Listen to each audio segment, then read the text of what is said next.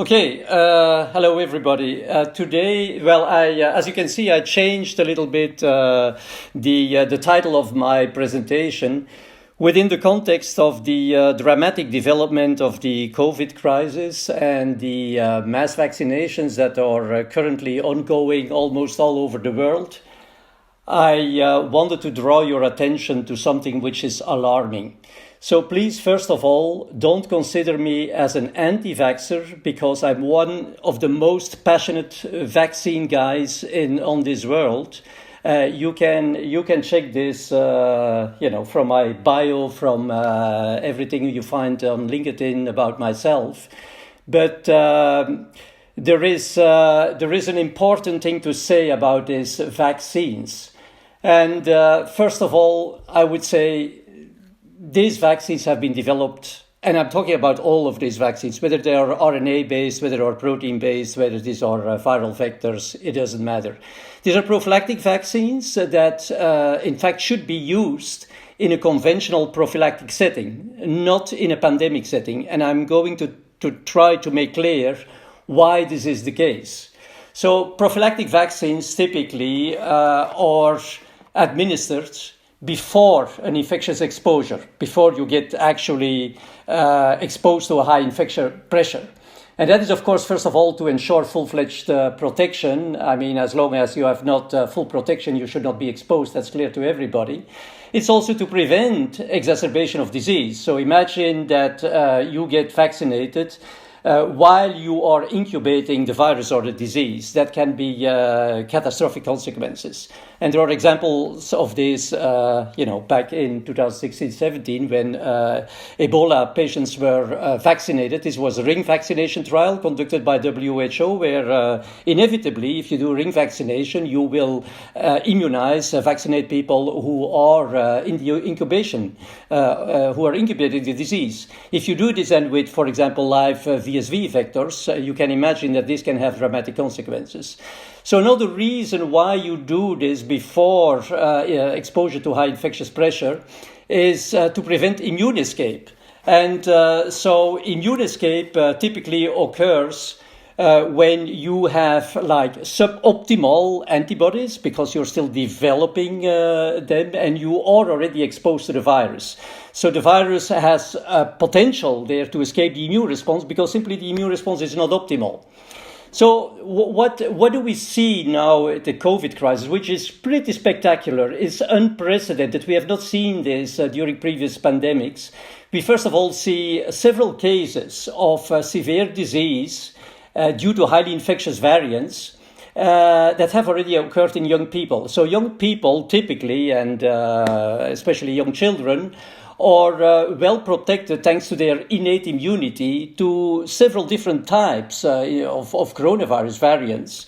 And so now we see more and more, and I'm living in Belgium. We actually are seeing a huge wave now of these highly infectious variants, the UK variant, etc., occurring in teenagers, right? So that is not something that has typically been seen, during previous coronavirus pandemics. Another thing that is very striking is that we see several cases of COVID-19 vaccinated people who got the full course of the vaccine, so the two shots, and that are already shedding highly infectious variants. So those cases have been reported as well. So this already indicates that COVID-19 is indeed able to escape host immunity. As you will see in every textbook on vaccinology, even immunology, is if you allow virus replication, for example, on a background of suboptimal immune response, you will give the virus a possibility to escape the immune response, especially of course, if these are highly mutable viruses. So the current COVID-19 vaccine technologies, as I was saying, no matter what the manufacturing process is, all of them are targeted. That's the purpose of those vaccines, at inducing specific antibodies to the spike protein, and particularly the receptor binding domain that is localized within S1. And so, as a matter of fact, no one of them prevents really viral replication if the antibodies, of course, are, for example, too low, or if the affinity is too low. So this is to say, because of their specificity, the high level of specificity, they are not able to control replication of variants that are actually circulating, that are more infectious. That was what I explained previously, because they are so, the immune response is so specific, and the variants are, of course, different from, have a spike protein that is already quite different from the one that was used in the vaccine. And so another thing is that they may not be able to prevent immune escape. This is especially the case, as I previously mentioned. You see fully vaccinated subjects and that are exposed to viral variants, and they allow already viral replication. Not yet the severe disease, but still viral replication and shedding. So are these vaccines safe? Yes, of course they are safe. I mean, I'm the first to say that they have been tested properly. They have been scrutinized by several people, but regulatory authorities have done a marvelous job, and I think there is no doubt about the safety of those vaccines. But this is all at the level of the individual. Are these vaccines safe? And I will illustrate you why I'm saying this in the upcoming slides. They are not safe at all if it comes to, if we talk about human populations that are exposed to Covid-19 pandemic. Please don't forget, what we are doing right now is that we are doing mass vaccinations in the heat of a pandemic, right? And same with the efficacy. Are these vaccines efficacious? I mean, we see all these discussions, 80%, 85, 92, whatever. Yes, they have a high level. Sorry? Was somebody trying to ask something? Okay, I continue. So are they efficacious? Yes, they are efficacious, again, at the level of the individual. Are they efficacious for really fighting the pandemic in huge human populations? I will illustrate in my upcoming slides that this is highly questionable, and I'm convinced is not the case, but I will explain. So let's first have a look at the natural, without human intervention, the natural course of a viral pandemic, of a coronavirus pandemic. So I'm distinguishing always between two types of the population. The one population that is almost naturally protected due to innate immunity. And I will show you in one of the next slides that this is in fact due to killing of the virus through natural antibodies. And this killing is antigen non-specific. This is to say that this type of killing will work for all several different coronaviruses, including, of course, COVID and including all the variants.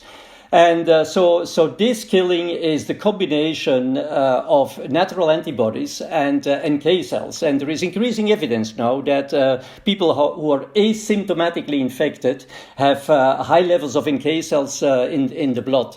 So there is increasing evidence that this is indeed the type of innate immunity that prevent these people from being ill, from getting severe disease. Whereas in the and you see the legend at the bottom of the slide, non-NACs, so these are all the other people. These are the people that, when exposed to COVID infection, they tend to develop severe disease. And they contract basically the disease because of weak innate immunity. We know all these people, especially the elderly, people with heavy underlying diseases, or other people that are otherwise immune suppressed. So and unfortunately some of these people die, but those who survive are typically going to develop antigen-specific neutralizing antibodies, and they will provide them with, of course, protection. Again, when these antibodies start to wane, these people become again susceptible to disease. So we have somewhere the quite naive interpretation of the development of a pandemic, saying, well, we have a new coronavirus. We first have people with a weak innate immunity who get the disease, and when these people develop then an adaptive immunity, in case they survive, of course, they will only get susceptible to the disease once again when their antibodies start to wane, and that is when you see again outbreaks, etc. So there is a number of questions that we actually don't understand very well, and I'm essentially going to capitalize on the second question. So first question is, well, why does a natural viral pandemic comprise 3 waves? And I'll show you in the third slide that this is typically the case for a natural pandemic caused by an acute self-limiting viral infection. For example, coronavirus, you could also have enterovirus, etc. So why does the second wave typically hit the younger people? And why does the virus re-emerge to become seasonal after a pandemic? So let's have a look at the next slide, where, as I was saying, I would capitalize on the second question, why it primarily, the second wave hits the younger people. And you can see that not only it, and this is the example, of course, of the influenza pandemic in 1918, which is very often by experts considered to be a good example of actually a pandemic of an acute self-limiting disease. And typically, when the second wave hit the younger people, the younger age groups, and it was much more severe. And this has never been really well explained. So, of course, you would think, well, as the major source of the viral spread, and these are the people who are vulnerable to the disease, because, if you have the disease, you typically are going to transmit and spread much more virus. So for the virus, this is the interesting source of viral replication. This is the interesting reservoir for viral replication, when people get symptoms. But you can imagine as more and more of these vulnerable people get the disease, etc., the capacity for the virus to replicate will diminish because there will always be less vulnerable people. So at some point, the virus will need to shift to people who actually were naturally protected and, in one way or the other, make them more susceptible so that the virus can now replicate and also make use of this reservoir. But this is not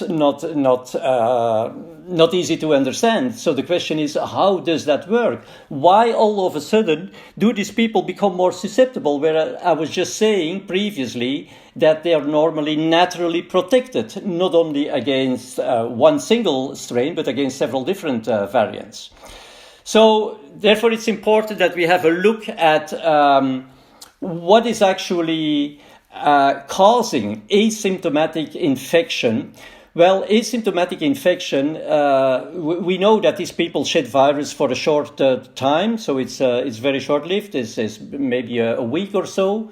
And then there is complete abrogation of the infection in those people that are naturally protected.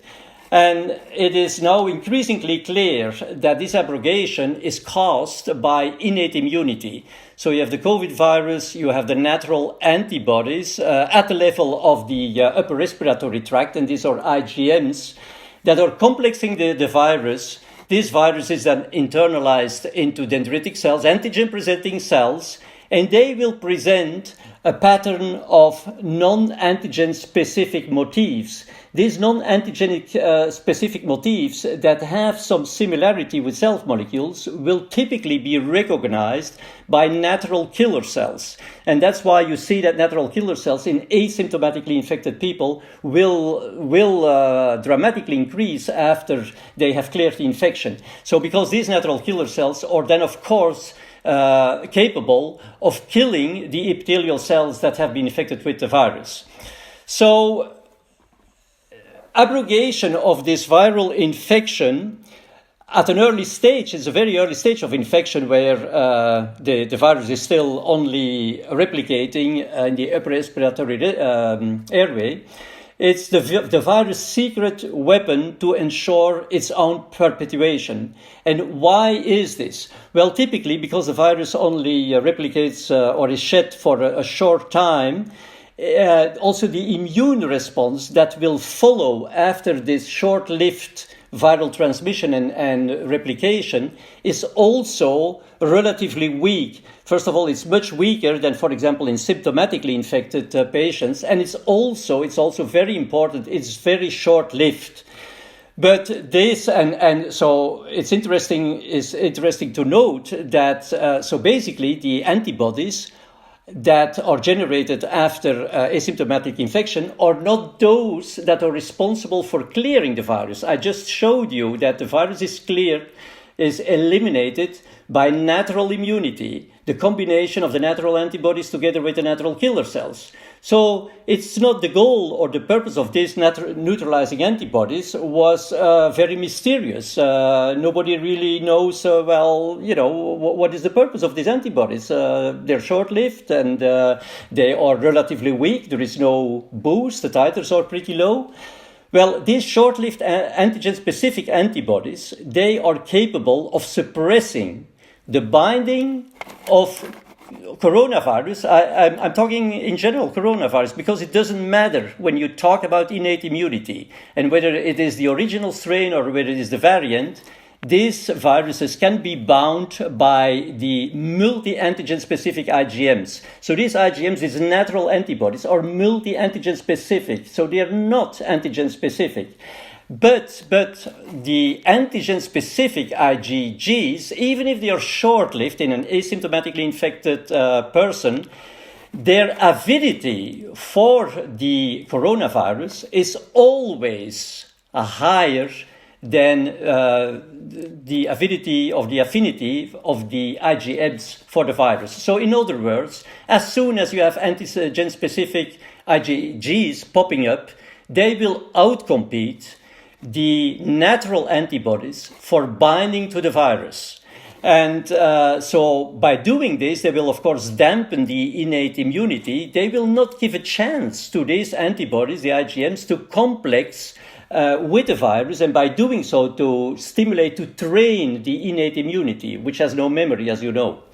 So, in fact, asymptomatic infection momentarily weakens the innate immunity, but without providing protective adaptive immunity, because, as I was telling you, I mean, the elimination of the virus is not done by the seroneutralizing antibodies, but it occurred before by innate immunity. So that is also the reason, or that also explains why the antibodies and the elimination occurs almost like simultaneously, or even the antibodies come a little bit later. Whereas if they would be functional in terms of eliminating the virus, they would need to come before, right?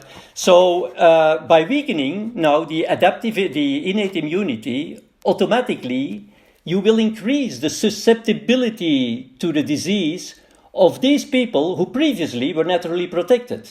So, because what you do is that this transient increase in antibodies will all of a sudden suppress their innate immunity and hence make them more susceptible to disease. Remember, that is the reason why people originally with weak innate immunity are easily infected and get the disease. So, what does this mean? Well, imagine if you now have increasing infection rates, and so people get increasingly infected during the pandemic, and this will clearly enhance innate immune suppression in people who are normally naturally protected. So how do you explain this? Well, it's quite simple. The more the infection spreads, and that is primarily the spreaders, the key spreaders are, of course, the people that get the disease, because if you get symptoms, you spread the disease. You spread it much more than the people do that are only asymptomatically infected.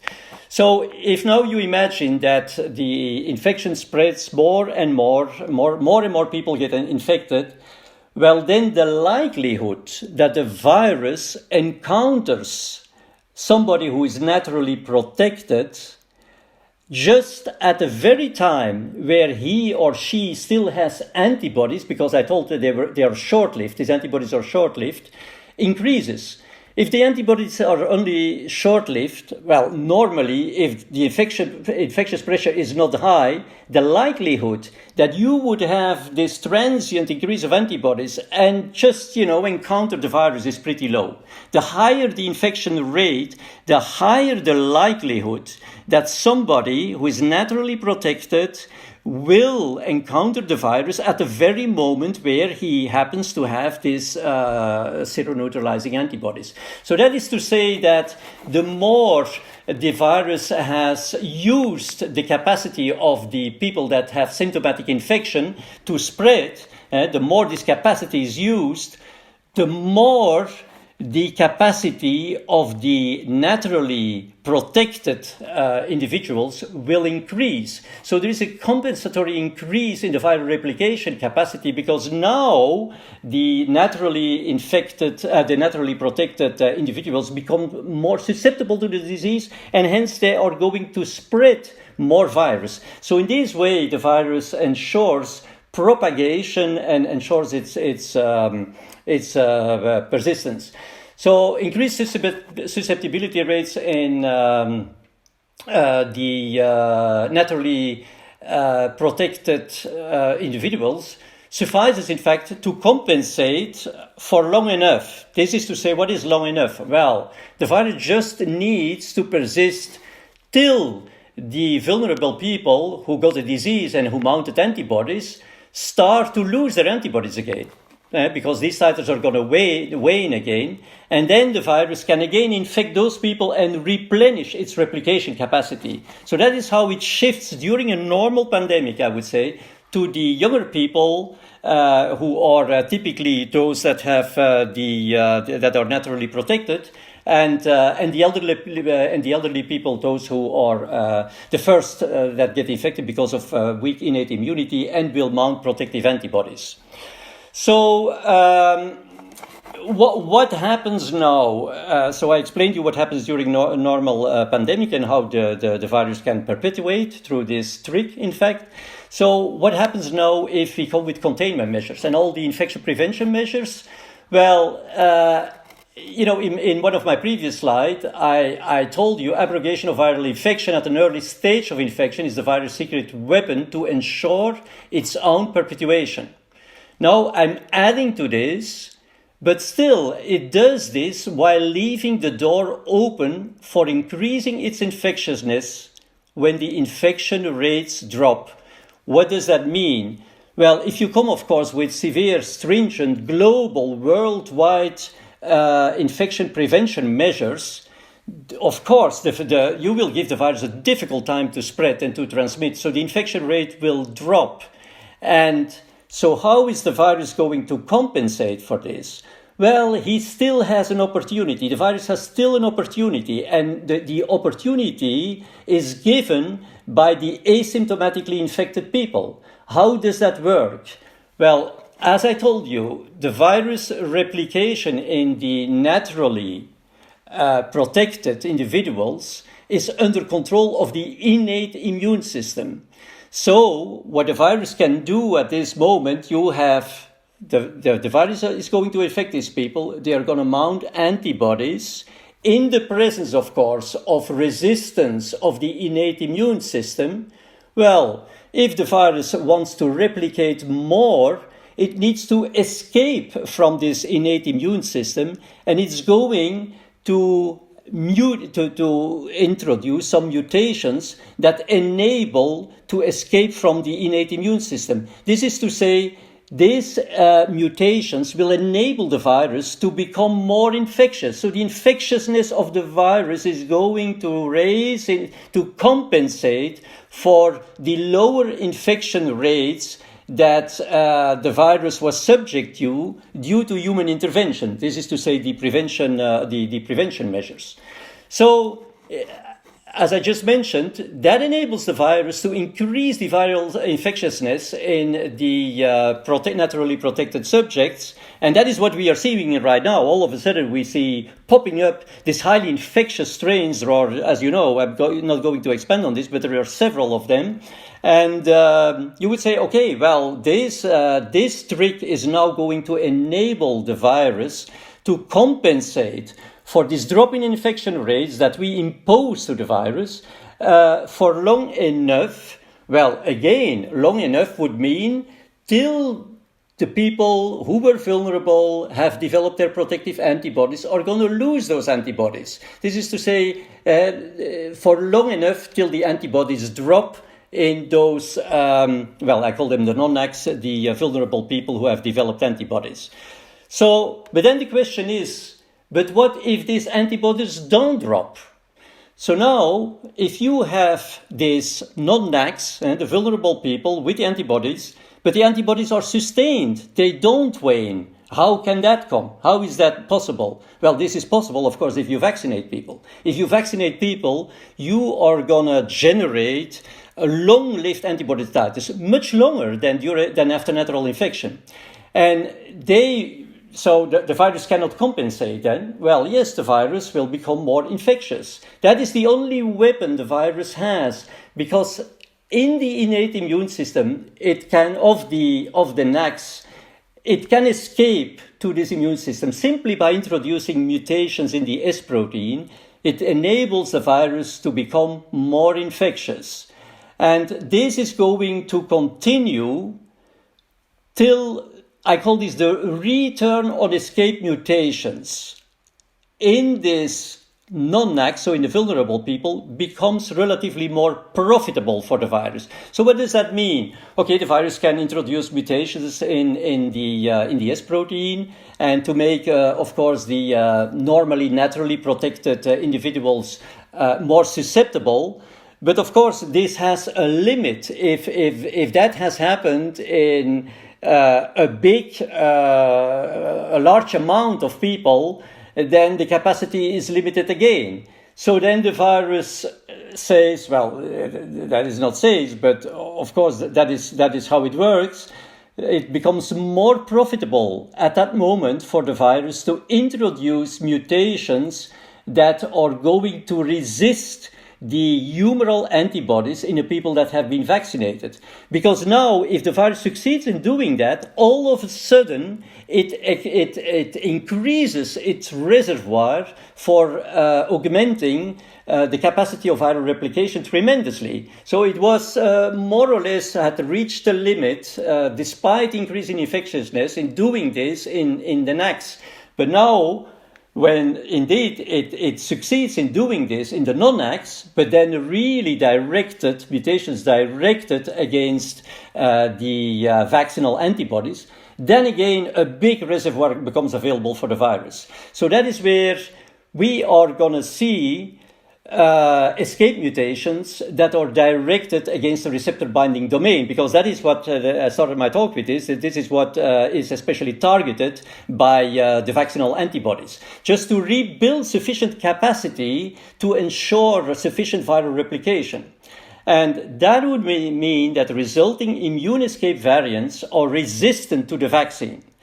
So what I'm saying is that increasing infection or increasing seropositivity rates, so increasing seropositivity rates can be due to vaccination, of course, in people who are normally naturally vulnerable, and therefore is the first group that we vaccinate, for example, the elderly or immunosuppressed people. They will promote immune escape. So these enhanced rates will lead to innate immune suppression, because antigen-specific antibodies, as I told you, will outcompete natural antibodies for binding to coronavirus, and hence they will prevent the training of the innate immune system. But if this compensation is not sufficient, then, of course, the virus will escape to this innate immune response to be able to regain sufficient capacity.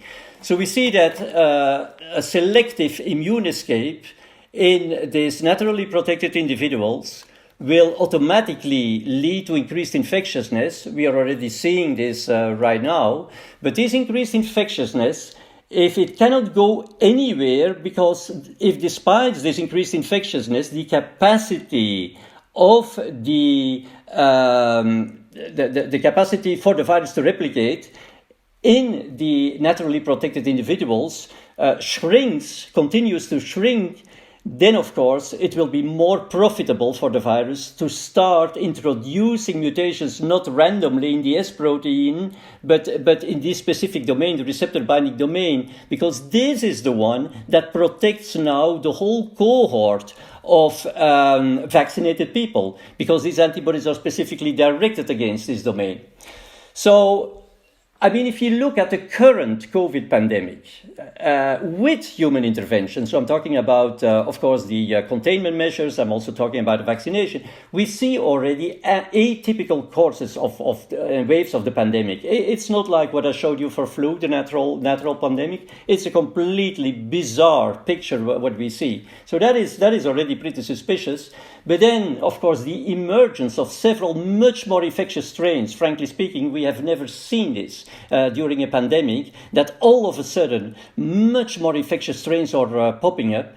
And then, of course, the quite scary finding that viral shedding in fully vaccinated subjects. So that is a situation. These people have high antibody titers. Nevertheless, they shed the virus. So the virus is able to escape to some extent. They are not getting the disease right now. But, I mean, this is something which is very clearly evolving, because if now the virus manages to make these people ill despite their antibodies, then again it will gain a huge reservoir for viral replication capacity.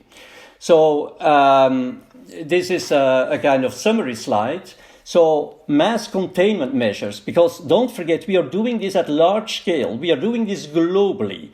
And mass vaccination in the non-ACs accelerates immune escape, whereas mass vaccination of the naturally protected people would enhance the disease and the mortality rates in these people. And why is this? Well, as I was saying, if the naturally protected people, they develop a natural infection, well, they will just have short-lived antibodies. Short-lived antibodies that will just momentarily suppress their innate immune response, which momentarily makes them more susceptible. If now you're doing this on a permanent basis, you vaccinate these people, well, they will no longer have short-lived antibody titers, they will have long-lived antibody titers. So you are completely suppressing their innate immune system for a long time. So this is, of course, rendering these people not momentarily more susceptible, but durably more susceptible. So, in other ways, containment is, of course, going to favor to promote innate immune escape, and vaccination of non-NACs is going to promote innate immune escape in the NACs.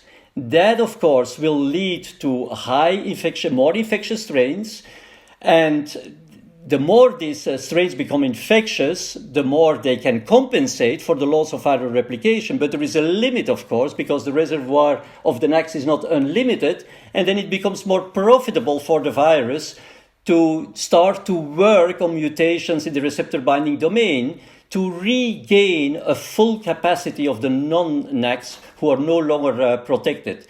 So this is to say that, if needed, both NACs and non-NACs can serve as a potential source of immune escape upon human intervention in a natural coronavirus pandemic. Of course, you can imagine, if you first do this, that you make almost the virus so infectious that it can even succeed in escaping the adaptive immune response in the vaccinated people, and then afterwards you completely suppress the innate immunity in the people that are normally naturally protected, that is our younger generation, then of course you have a recipe for a major catastrophe, because you are going to fully unleash the highly infectious variants. So, and by that, people, I will end my talk, but I am more than concerned about this. And this is now something that is shared worldwide with all responsible health organizations, because don't forget, we do mass vaccinations with vaccines, and I'm not criticizing the vaccines that are good for prophylactic use, but since they cannot kill the virus, they cannot eradicate it, we drive immune escape in those different populations. And that is something to consider, because you do this at very large scale. I thank you for your attention, and I'm open for questions if you like. Thank you.